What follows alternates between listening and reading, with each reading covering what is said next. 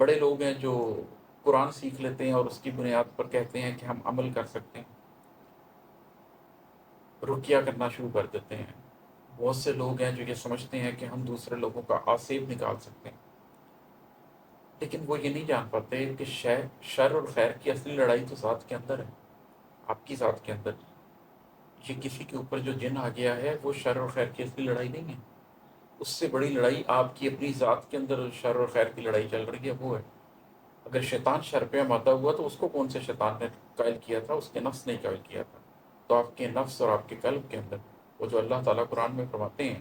کہ ہم نے ہر شخص کی نیکی اور بدی اس کی پرودیت کر دی، اس کی پہچان اس کے گلے میں ڈال دی ہے، تو وہ جو ایک چیز ہے وہ تو اس کے اندر چھپی ہوئی ہے۔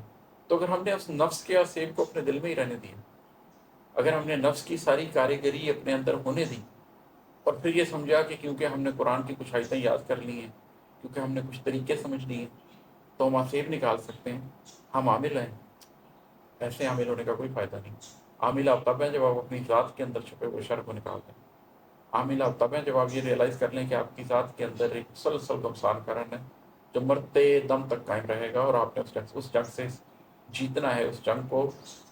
کامیاب ہو کے لے کے اللہ کے پاس قلب سلیم لے کر جانا ہے، جیسے حضرت ابراہیم علیہ السلام اللہ تعالیٰ کے پاس قلب سلیم لے کر حاضر ہوئے۔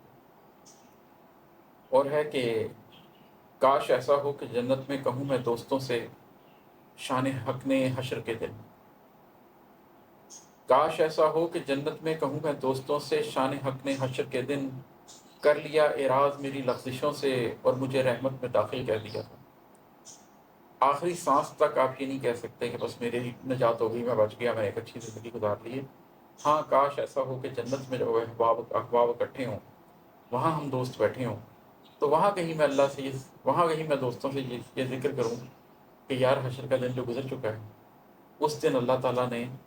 اعراض کر لیا میری لغزشوں سے اور مجھے رحمت میں داخل کر دی۔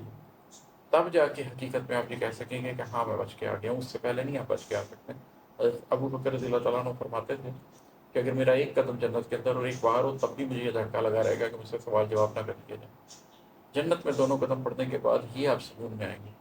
اور تب آپ کو اس بات کا بھی احساس آ جائے گا کہ آپ اپنے اعمال کی وجہ سے جنت میں نہیں پہنچے، اعمال کی وجہ سے کوئی شخص بھی جنت میں نہیں پہنچ سکتا۔ اس لیے کہ آپ تمام زندگی بھی سجدے میں گزار دیں تو بھی آپ حق ادا نہیں کر سکتے۔ ہاں، اللہ اگر لغزشوں سے اعراض کر لے اور اللہ رحمت میں داخل کر لے تو آپ جنت میں پہنچ سکتے ہیں۔ یہی ایک طریقہ ہے کہ حشر کے دن آپ کا حساب ہی